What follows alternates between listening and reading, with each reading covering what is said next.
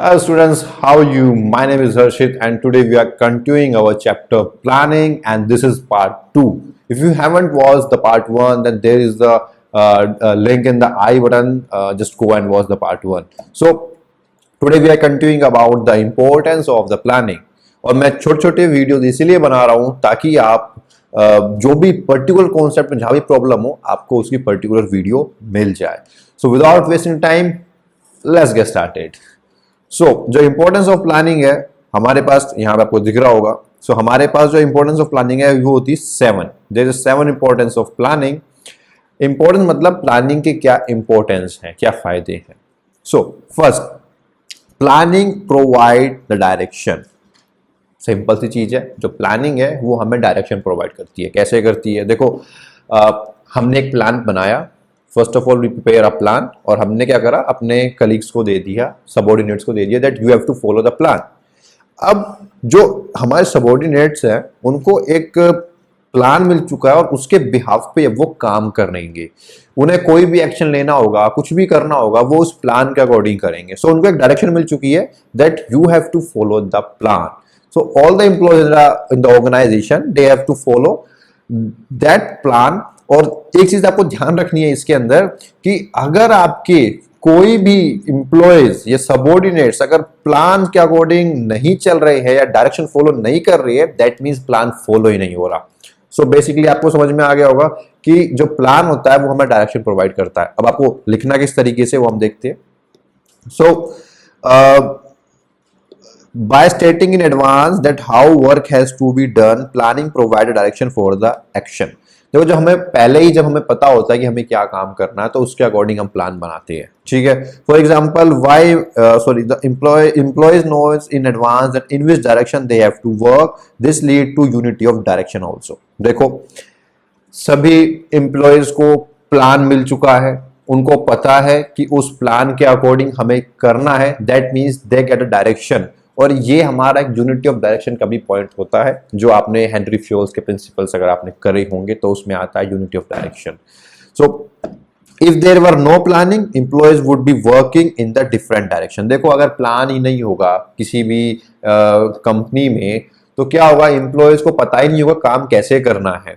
सो सब क्या है, कोई अपने तरीके से काम करेगा, कोई अपने तरीके से काम करेगा. सो बेसिकली क्या है कि कोई भी एक तरीके से काम नहीं करेगा, सब अलग अलग डायरेक्शंस में काम करेंगे. और इससे क्या होगा, हम जो ऑर्गेनाइजेशन का जो गोल्स है वो अचीव नहीं कर पाएंगे.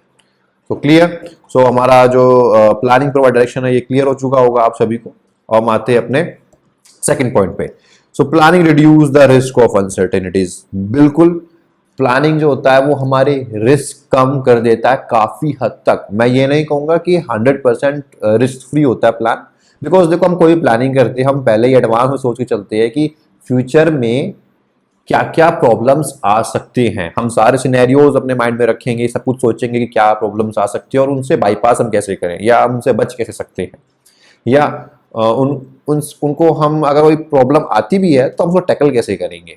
सो बेसिकली प्लान के अंदर हम क्या होता है कि हम जो भी रिस्क है या फ्यूचर में होने वाली जो प्रॉब्लम्स है हम उनसे बचने के लिए रास्ता निकाल लेते हैं काफी हद तक. बट फिर भी आपको पता है बिजनेस इन्वायरमेंट हमारा चेंज होता रहता है तो नए नए प्रॉब्लम्स आती भी रहती है, बट काफी हद तक हम अपने रिस्क को कम कर देते हैं.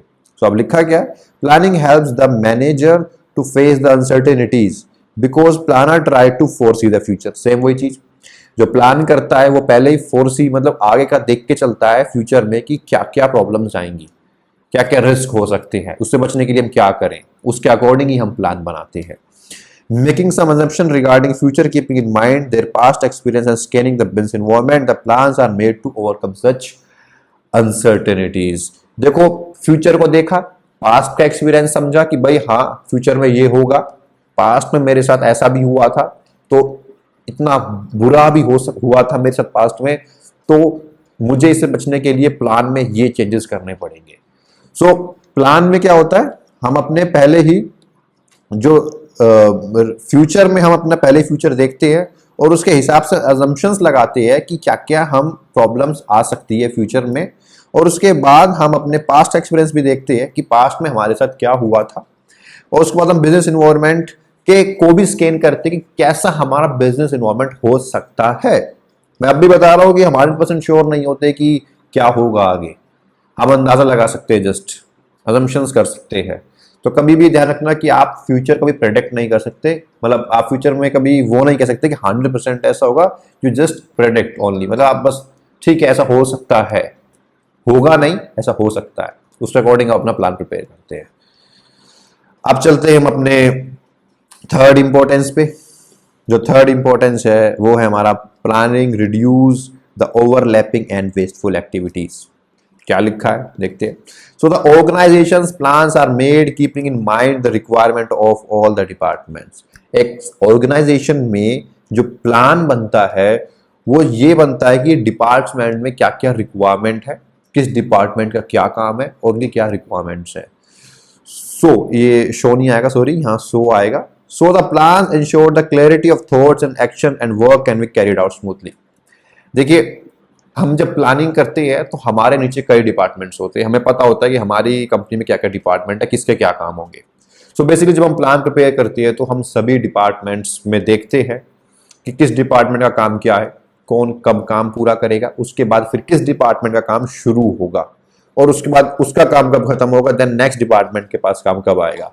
सो बेसिकली जो हमारे जो सभी डिपार्टमेंट्स होते हैं हम सभी का काम समझते हैं, रिक्वायरमेंट समझते हैं और हम ये भी देखते हैं कि कौन सा डिपार्टमेंट क्या काम करेगा। तो जो ओवरलैपिंग होती है, ओवरलैपिंग मींस आप किसी काम को बार बार कर रहे हो, या और वेस्टफुल एक्टिविटीज मतलब कि आपके लिए कुछ वेस्टफुल, मतलब कि जो आपकी ऑर्गेनाइजेशन के लिए यूज में नहीं है, रिसोर्स को बेफालतू में यूज कर रहे हो, बना दिया अब कोई यूज ही नहीं है। तो प्लान में क्या होता है हम पहले ही रिक्वायरमेंट पूछ लेते हैं, हाँ जी क्या क्या चीज चाहिए, उसके हिसाब से वही सामान मंगाते, फालतू कुछ नहीं मंगाते, जो उनको चाहिए रिक्वायरमेंट के हिसाब से वो हम उसके अकॉर्डिंग हम प्लान करते हैं।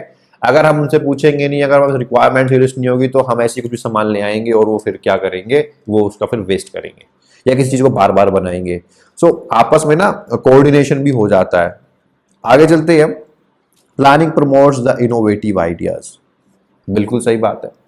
अब मैं बैठ के प्लानिंग कर रहा हूं कि मैं ऐसे, अगर सपोज करो हम एक ट्रिप पे चलते हैं सभी, है ना, अब ट्रिप पे चलना है, हम प्लान कर रहे हैं तो हम बड़ी चीज जगह सोचेंगे, वहां चलते हैं, वहां पे ऐसा भी होगा, हम ऐसा भी करेंगे, इधर भी घूमेंगे उधर भी घूमेंगे, नए नए आइडियाज आएंगे, ठीक है।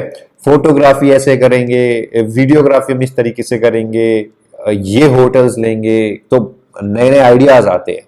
सो प्लानिंग जब भी कोई मैनेजर करता है, मैं करता हूँ, आप करते, आप भी कभी अपनी प्लानिंग करते हो, अपनी लाइफ की प्लानिंग करते हो, आप सभी भी, है ना।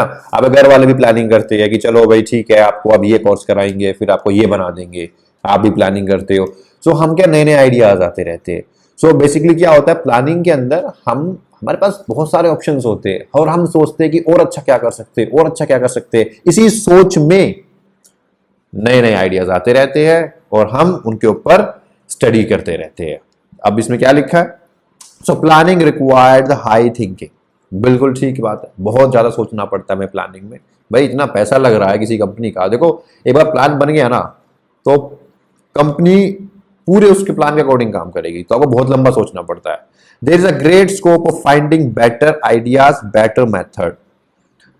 बेटर आइडियाज सोचने पड़ते हैं, बेटर मेथड सोचने पड़ते हैं। Planning process for sales manager to think differently that future condition, so it makes the manager innovative and creative. देखो कोई सेल्स मैनेजर अगर वो चाहता है कि भाई मुझे सेल्स अच्छी करनी है तो वो नए नए तरीके सोचेगा, प्लानिंग करेगा और उसमें वो नए नए तरीके सोचेगा। सो बेसिकली आपको पॉइंट क्लियर हो गया होगा कि प्लानिंग के अंदर हमें नए नए आइडियाज सोचते हैं। Next point, planning facilitates decision making. Obvious चीज है, प्लानिंग में हम डिसीजन तो भाई लेते ही लेते हैं। देखो जब तक हम प्लानिंग में डिसीजन नहीं करेंगे तब तक हम कैसे बेस्ट चुनेंगे, ये आई थिंक कैरेक्टरिस्टिक्स में भी होगा, पार्ट 1 में जाके देख लेना, यही पॉइंट आपके पार्ट 1 में भी होगा। सो प्लानिंग के अंदर हम क्या करते हैं कि हमारे पास ना क्या होते हैं, बहुत सारे अल्टरनेटिव ऑप्शंस होते हैं, एक काम को करने के कई तरीके होते हैं and we have to choose the best one.